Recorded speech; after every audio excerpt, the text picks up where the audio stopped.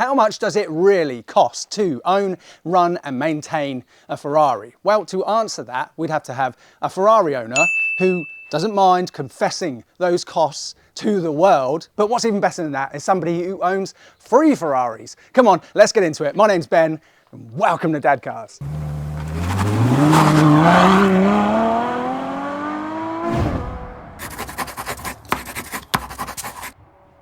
Hello, James. Hi, Ben. Welcome back to the Dadcars channel. Thanks Always again. a pleasure.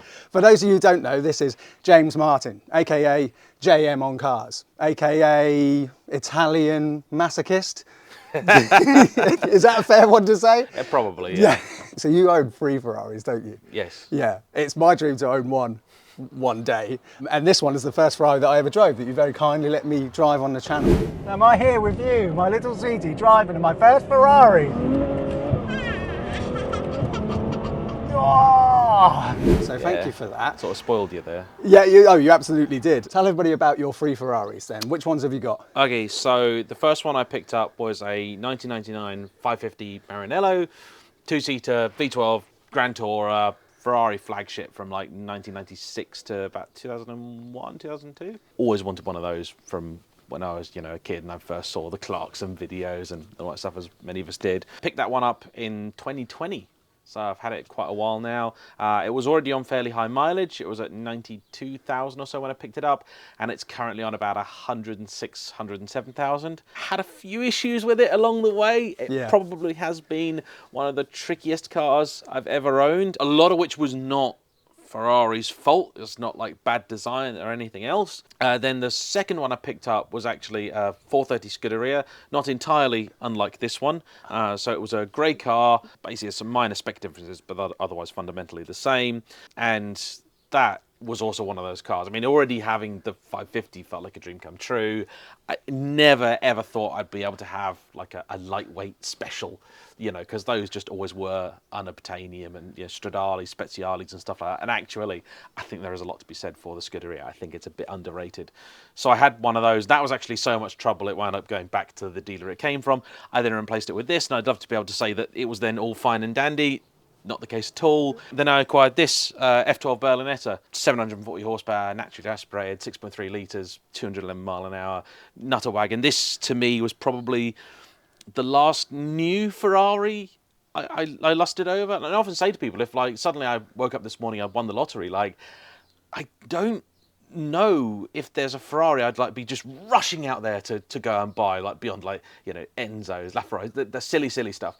But actually, in terms of like the sort of as much as you can say it, mainstream Ferraris, I've got most of the ones I would actually really want. So I'm a very lucky boy, and yeah, I do drive and use all of them. I mean, I alluded to it earlier on, you let me very kindly drive this, when my channel was, well, it's still small, but when it was a lot smaller, which was amazing. And also the weekend just gone, we did the Sporting Bears Dream Ride event. So you were taking people up and down the runway in this, raising money for children's charities, letting them experience, that. So you are somebody who actually uses your Ferraris, which is incredible. But let's get into the nitty gritty then. Yeah. So what people want to hear is, Ferraris do have, it's fair to say, a reputation for being ruinous to run and maintain, particularly ones which are outside of warranty, which you then effectively got to self-warranty yourself. And your 3 cars, you don't have any warranty, extended warranty, so you do it yourself. Yeah. So if we started with the 550 then, so you've owned that for what, about 4 years now. You've gone into greater detail on your channel with each of these cars. So if anybody wants to know, more nitty-gritty stuff, then please check out JM on Cars. But like each year, roughly speaking, can you remember, or have you sort of erased it from your memory, how much each year the 550 has cost you over the last 4 years approximately? So yeah, I try and forget. To be honest with you, there are things that I have learned in this time, and they actually apply to all of them. And to some extent as well, older Ferraris too, sort of 80s, 70s stuff.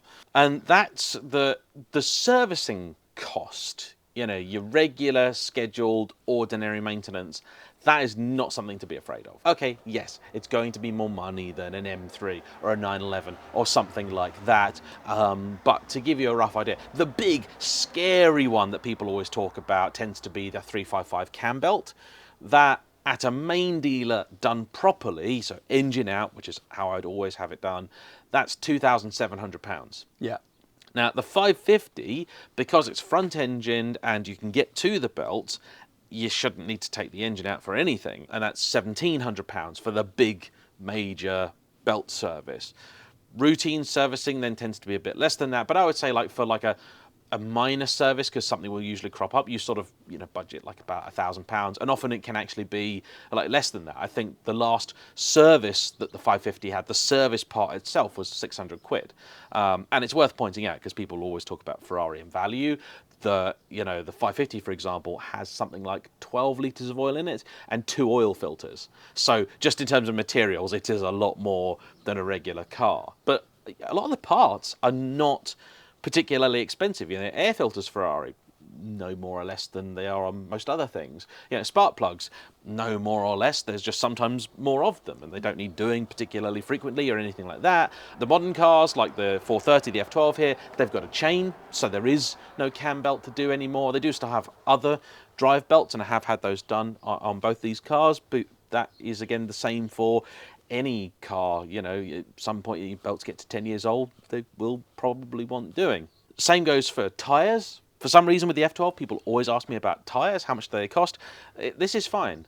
The 550 is actually the biggest problem with tyres because they're unusual sizes. Yeah. So it's like a 295, I think, at the back, but it's only an 18-inch. So to find that with a matching size for the front in a good compound that's in stock is quite tricky. In fact, the tyres on the 550 now are, I think, about 4 years old, so I'm probably going to soon start looking for new tyres. They're not worn, they're just getting a bit older, and you do want good tyres on that car. So actually, yeah, that's the most difficult one. Ordinary servicing and maintenance parts on that car, again, like brakes, like I had to do the brakes for the car. Whole set of brakes, discs, pads, all four corners fitted, was 1,500 quid. It's not bad. That's not bad. It's not bad. Now on these, different ball game because Yeah. they're ceramics. Yeah. So you're talking about like £2,500 a disc. To do like discs and pads all round on this is like 13 grand or something. 13 grand was that? Sorry, you yeah. said that quite quietly. Yeah, Yeah, yes, 13. yeah. Yeah, 13,000. And what's the? I know it depends on how they've been looked after, or Yeah. rather not looked after. But what is like the average running life of like the carbon They can ceramics? last a really, really long time. The discs are the expensive bit. Like the pads are like 800 quid an axle, and those will need doing. They don't wear like normal steel discs do. With steel discs, you sort of, you wear the material or you thin them down. These don't wear like that. And I've seen a lot of people, I think, often trying to fob off customers by saying, oh, we've measured the discs, they're still the same thickness. You're like, well, they will be. That's not how they wear. That's not how they work. And the same with the pads, actually. I've seen pads for ceramics that because of the extreme heat that goes through them, the pad is cooked. It's still got like that much material on it, but that pad is done now. I'm probably going to have the pads done on this.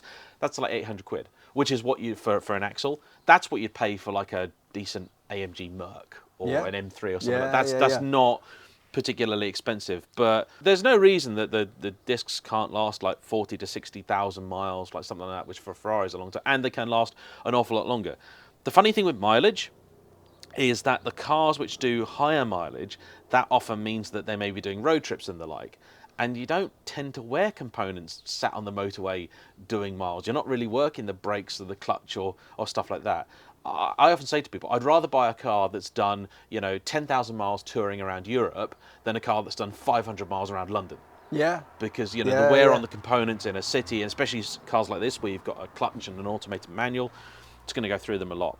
And even like people who did 500 miles in a year, just taking it out on a perfect sunny day. Yeah. Like that's gonna be a little bit more as well, isn't it? None of these cars like sitting. I like to use them as regular as I can, and I use them year round, and it's really good. First off, because you can sort of get a feel for when something is or isn't right with the car, and also it means that the car just gets exercised. It means you haven't got fuel sat in there for ages, doing all sorts of nuisance to the seals and everything. Cars like to be driven. They do. They really do, especially old, handmade, pernickety Italian stuff. Yeah. 550 first year, I did 10,000 miles.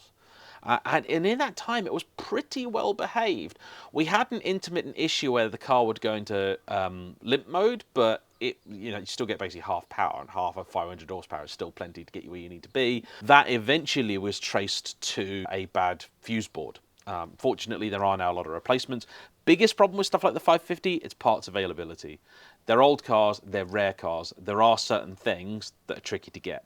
And sometimes the aftermarket has a solution, sometimes it doesn't, and you have to look into getting stuff refurbished or done. So case in point, the reason that the 550 is not here at the moment is it's off having its alternator done, because that died. And again, I actually spoke to a friend, and doing the alternator on the 550 is actually costing me less than when they had to do the alternator on their Mercedes A-Class. Right, okay. Just because, it's like 430 quid for a refurbished alternator, and it's like, I think, an hour or two's labour to fit it, because they can get to it really easy.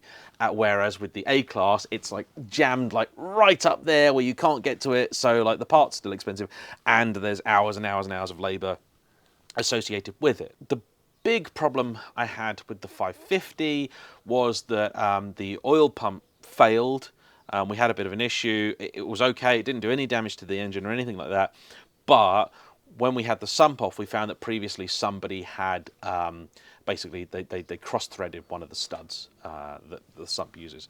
And of course you want all of those to be working, because you don't want oil to leak out the car, otherwise it will damage the engine. Unfortunately, that meant that the engine had to come out to be able to do the repair. And the daft thing there was that to do the repair took like half an hour. It cost like 100 quid to get a specialist guy in to drill it and sort it and everything. But to get the engine out was about £3,000. Okay. It was a big, big job. Although, that engine had never been out of that car in its life, almost certainly. And that did give us an opportunity to see it in a way that you normally wouldn't. And actually, when we did, we found that, it was pretty good. There was like a tiny little patch of corrosion that the engine was hiding. We sorted that, and it really was very minor, but it was worth doing while you're there. And I think when we had the engine out, we maybe found another like £1,500 worth of extra work that was wise to do while it was out. Other than that, it was pretty well behaved. The 550, because it's a classic car as well, it's 25 years old, we were doing a lot of preventative maintenance. So that first year, I embarked on something called the Ferrari Premium Program, which still exists, and it's for basically 550, 575, 599, 360, 430, I think the Enzo, I think, and Challenge Stradale, and 612, not 456, I think. And basically the idea of that is it's kind of like a refresh program for the car. So it looks to replace all of the components that, do just age. So in the case of the 550, it's got like all new fuel lines, brake lines, steering rack gaiters, fuel pumps, just general components that on any car will wear, will go. And they're the sort of things, they're unsexy parts.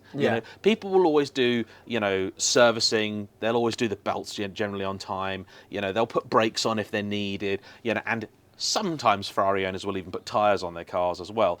But nobody ever does a fuel line unless it starts leaking. Yeah. By which point it's often far too late.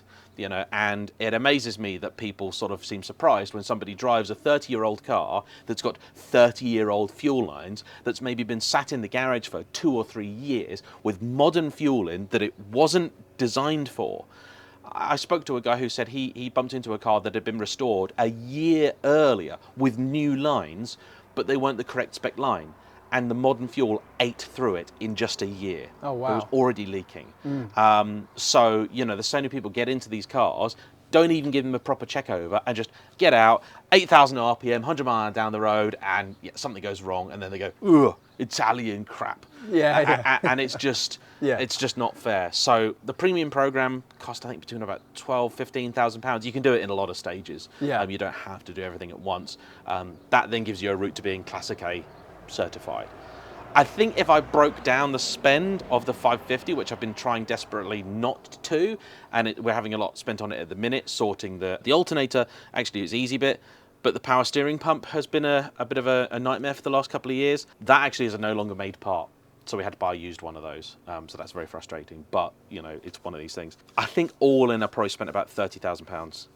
Maybe a little bit more on the 550, but that includes what I would term like sort of almost restoration work. Like every time it goes in, I have like a little list of things. So for example, you know, it's in at the minute to have stuff that it needs, like it needs the alternator, otherwise it won't drive, or it charges battery. But also, there's a few bits of paintwork that I'm not happy with. You know, just sort a little bit here, and you're like, oh, actually, that's been bugging me for a while. Let's sort that.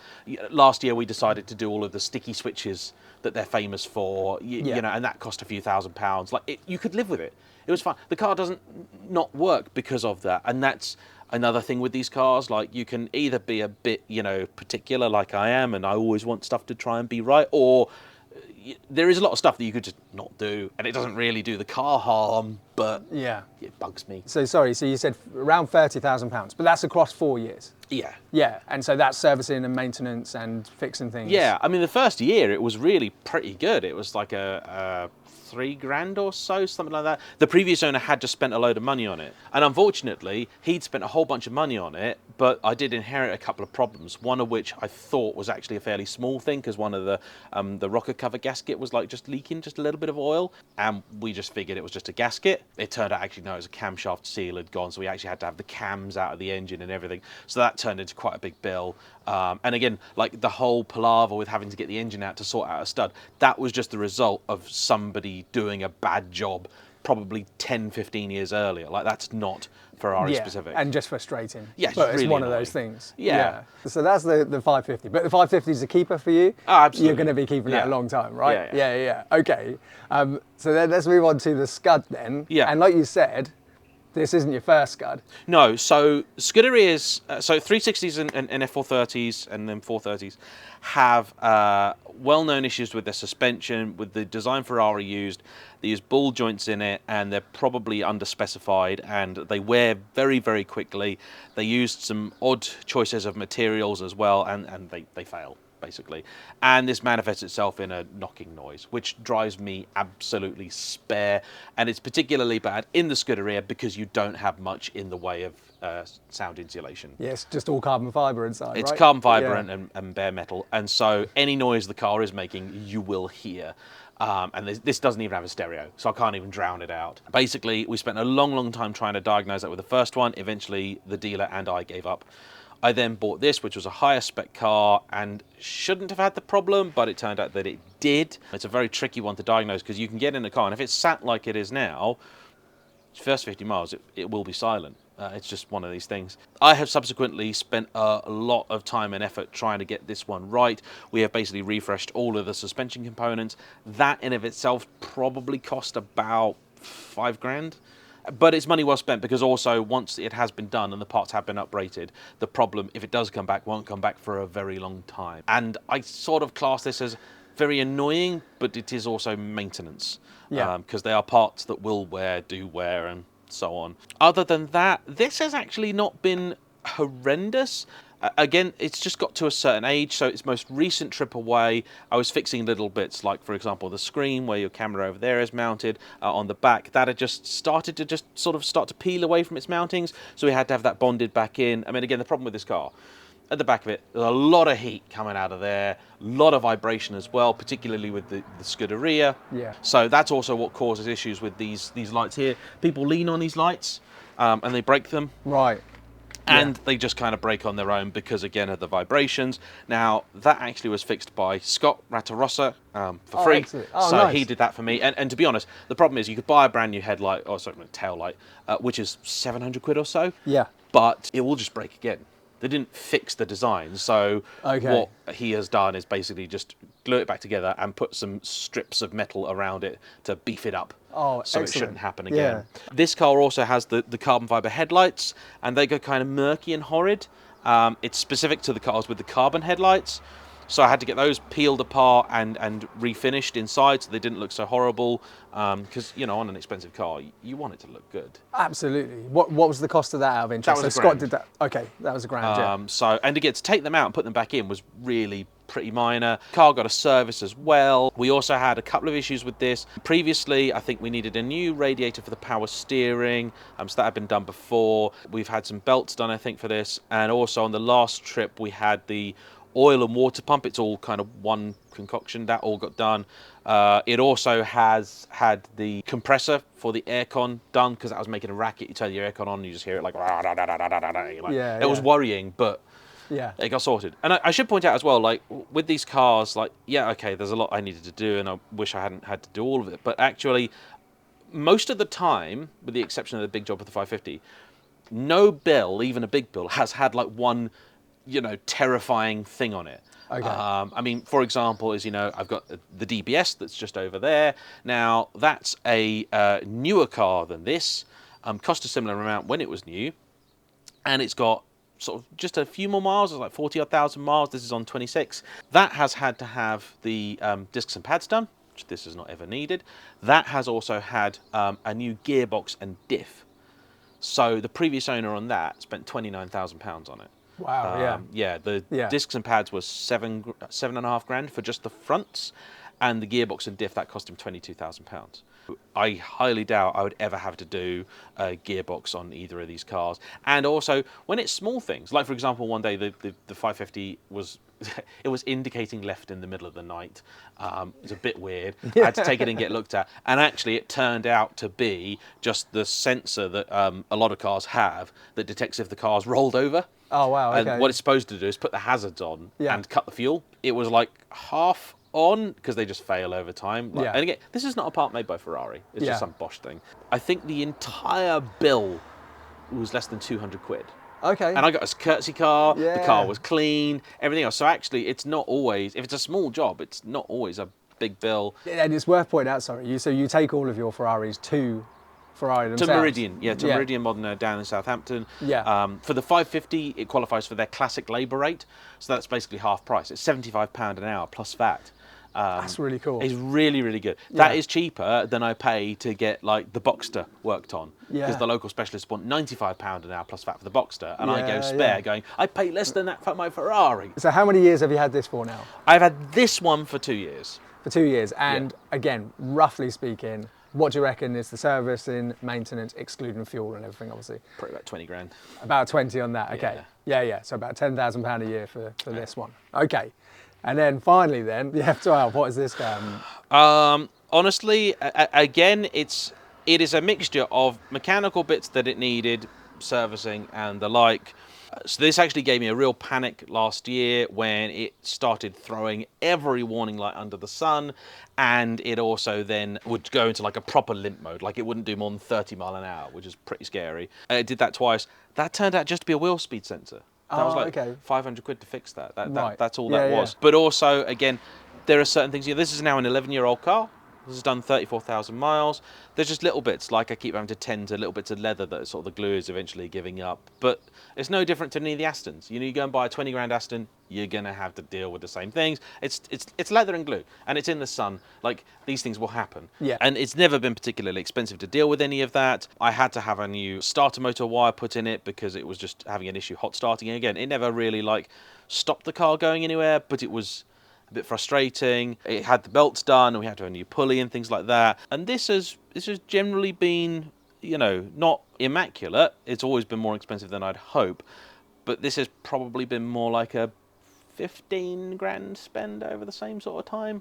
So not cheap. And this is why I say, forget about the servicing. Like, I don't know really many Ferrari owners, full stop, if they actually use their car and care about it and want it right. Yeah. Again, actually, so case in point, last time this car went in, like when I found out that, it's only 500 quid to fix that part. Right, okay, in my head I budgeted a bit more because I was panicked. It was like the gearbox failing or something. It's not. I said, okay, well the front end looks really untidy, so let's spray that. Let's get it sorted. Let's just keep the car looking nice. Yeah. Because you saw what it looked like. It was looking pretty haggard. Yeah, it just had some like stone chips and where you could see the paint underneath. So just to clarify then, so this was, how long have you owned this for again? 2 years. 2 years and around 15 grand. Let's around call it. 15,000. Yeah, So because I don't want to get the manual out and count it. no, that's fair enough. So what would you say to me or to anybody watching this if they're thinking about, their dream car is a Ferrari, like me, Ferrari FF, or any of Ferraris from this sort of era? Purchase price aside, how much does somebody need to be able to set aside each month to sort of self-warranty and look after a Ferrari correctly so that it doesn't mount up with deferred maintenance and then, they push on like a car? Do you know what I mean? If you can own a Ferrari, do it properly. Yeah. What would you recommend? What I would actually say to just about everybody is that if you are going to buy a Ferrari that's not, virtually new or coming with a proper dealer warranty, and that's the only one I'd really count, Yeah. you need to set aside probably about 10 to 15 grand for the first year, because that's the year in which all the problems are going to become apparent. A lot of these cars spend a lot of time sitting, and that's not good for them. There's also a lot of owners that maybe have tried to own them on the cheap or are just happy to ignore the problems that they have. And if you want to get in your car, enjoy it, use it, and have it working properly, yeah, that first year can be quite painful. And again, it is not like, oh my God, that's 5 grand, that's 5 grand, and that's 5 grand. It is a case of like, that's 700 quid, that's 900 quid, that's a grand, that's 1,500 quid. Yeah, it's just things that add up. Yeah. And you can always prioritize them and work it out. What you really want to try and avoid is suspension and brake issues. Ferraris, generally, the gearboxes, the engines, they're pretty blooming solid. And even with the gearboxes, people are terrified about the F1 boxes on cars like this, and it's part of the reason. I don't think they're worth as much as they possibly should be. But the fact is that, generally speaking, one or two things is going to happen which you'd call bad. The F1 pump fails. Fine, they can be rebuilt. You can get new ones, or you can rebuild them. It's like 2 grand or something like that. It's not a vast bill. Or you wear the clutch. Okay, you worn the clutch. Yes, 5 grand. If the gearbox on this fails, it's 25. And there's no, if it's actually properly failed, which is unlikely, but it does happen, there's no way around it. And again, to do the clutch on that, okay, a whole gearbox on the DBS, well, if you included the diff, that was a £20,000 bill. So actually, to do 5 grand every, 40 to 50,000 miles, again, it's one of these things. The cars that get used that do the high mileages, that's not wearing the clutch. If I drive from here to Scotland, it's 500 miles, there's going to be 100 miles where you don't even touch the gearbox. So it's one of these things. You got to, and that's why I also like buying privately when I can, because you can speak to the owner, get a flavour for who they are, how well they've looked after the car, and how it's been used. So what you're saying is basically, if one day I get to the point, thank you. Yeah, I know, I appreciate the support. I get to the point where I can buy an FF and say there's my dream one is up and it's really well looked after, private seller, £90,000. If all I've got in the bank is £90,000, I'm not ready to buy that car. What you're saying is really I should have like 105,000 to buy a £90,000 Ferrari FF. And then also prepare myself for the following year to be how much? I mean, the FF's got very specific things. In truth, it generally seems to be a sort of sliding scale. So the first year can be a bit brutal. Again, you drive the car, you'll find all the issues. I generally tell everybody that I can, if you're thinking about buying a Ferrari, the best thing you can possibly do is in that first month, put like 1,000 miles on the car. Because if you bought it from a dealer, no matter what kind of dealer it is, if any problems happen in the first month, they have to take care of them. The other reason that I also talk all the time about service history is because if you've got a service history, and say you buy your FF and you take it out, and 2 weeks later, or 3 weeks, or 5 weeks later, outside that first 30 days, the car goes, gearbox failure, gearbox warning, drive slow, take to dealer. You might say it to the people you got it from, oh guys, the gearbox failed. They go, oh, that's unfortunate. That's a warranty job. And the warranty company's going to fight you on this, especially if it's a sort of aftermarket warranty. Yeah. But if you've got some paperwork and you find out that 6 months earlier, the previous owner took it to the garage because it got the same error that you've just got, that's your proof it's pre-existing. And then the dealer has to sort it out. Do you reckon that could be part of the reason why dealers say, oh yeah, no data protection, we had to bin the history? Absolutely, that is it, because they're getting rid of the evidence that the car already had problems. Completely, that is a part of it. What I would really say is if you want to be a Ferrari owner of any description, you need to get yourself to that point in life, either through saving or through, just having a job or whatever, where if your car at some point presents you a 5 grand bill, you go, oof, that's annoying. Rather than, oh no, which of the 4 girls am I going to have to sell? And also, at the end of the day, every now and again, I have had bills for these that I'm not quite ready to pay. And because they are just luxury cars, you go, okay, all right, well, I'll park it and I'll wait a couple of months and then I'll get it done. And sometimes, honestly, one of the big things as well, I wish I'd sort of known before I did this, it's not just the money, it's the time. Yes. things can take a long time. You got to get parts, they might not be in stock, you might have to wait for them, you know, then you suddenly find something else while you're doing it. Like stuff that on other cars might take like a week can take like 2 months with these, just because the whole process is a bit of a faff. And also logistics for you, because you've got to take it to the right place. Yeah. You can't just use, No. you know, quick fit round the corner to do things. that. Yeah. The running joke is the reason why you've got 3 Ferraris, so that there's always at least one on your drive. Yeah, absolutely. I mean, I've had 3 now for 3 years, and I think in that time there's only been a span of about 2 or 3 weeks where they've all been on the drive. They nearly all came back together a few weeks ago, and then the 550's alternator packed up on the way home from Shebfest. Well, I've known you for nearly 2 years now, and of all the times that I've been here, there's the first time I met you was the only time that you actually had all 3 Ferraris on the drive. That was it. There was like a fortnight where they were all here. Yeah. And you know what? It's not that they're always broken. It's not that. It's just that what I tend to do, because the dealer's quite far away, when one's ready, I'll go, oh, yeah, actually, I want to get some silly little bit sorted on this. So you just take it down. And to be honest, when it comes to cars like this, there is actually a lot to be said for not driving them for a little bit. Yeah. Because when you then get it back, you are reminded of just how special they are to drive. Wow, and that brings us on perfectly to, you're going to let me drive the incredible Scuderia today, right? Yep. Yeah, so I'm going to drive this car and see if those, let's be honest, it's a lot of money, isn't it? Mm-hmm. If you, in relative terms, it is an incredible amount of money for a car, for something you don't need. So I'm going to take this out for a drive and see if it is good value for money and if it's all worth it. It's not good value for money. It's not good value for money. But what it is, what it has to be, is a smile machine, because this is the only thing you got to remember. It's all about the forgiveness factor. At some point, one of these cars, if you own one, it will break or something will go wrong and it will go away and it will cost you more than you want.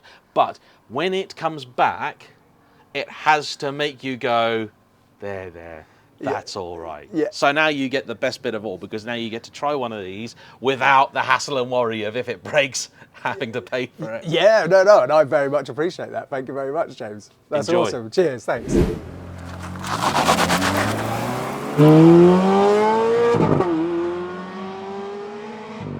Right, national speed limit, second gear. Let's do it. Oh my God! Oh my God!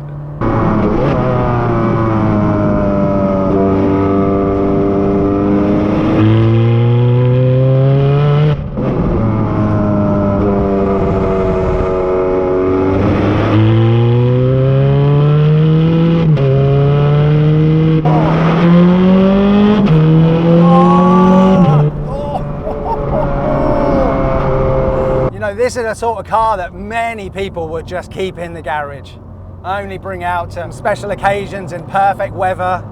They're scared to put miles on it. Certainly would never let somebody else drive it, someone like me who can't even afford to buy a Ferrari.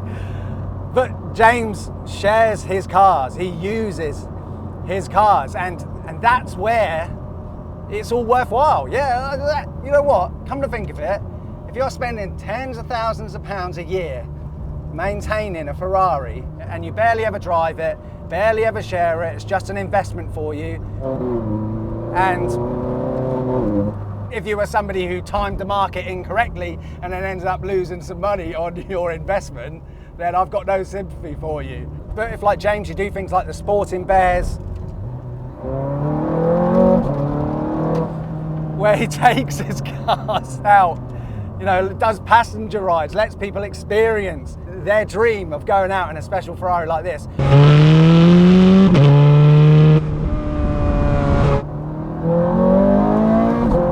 Oh! So to answer the question, is a Ferrari worth all of the money? You know, on average it works out like £10,000 a year in servicing and maintenance. Is it worth it? Yeah, well look, if you can comfortably afford it, absolutely. Absolutely, it's worth every single penny in my opinion.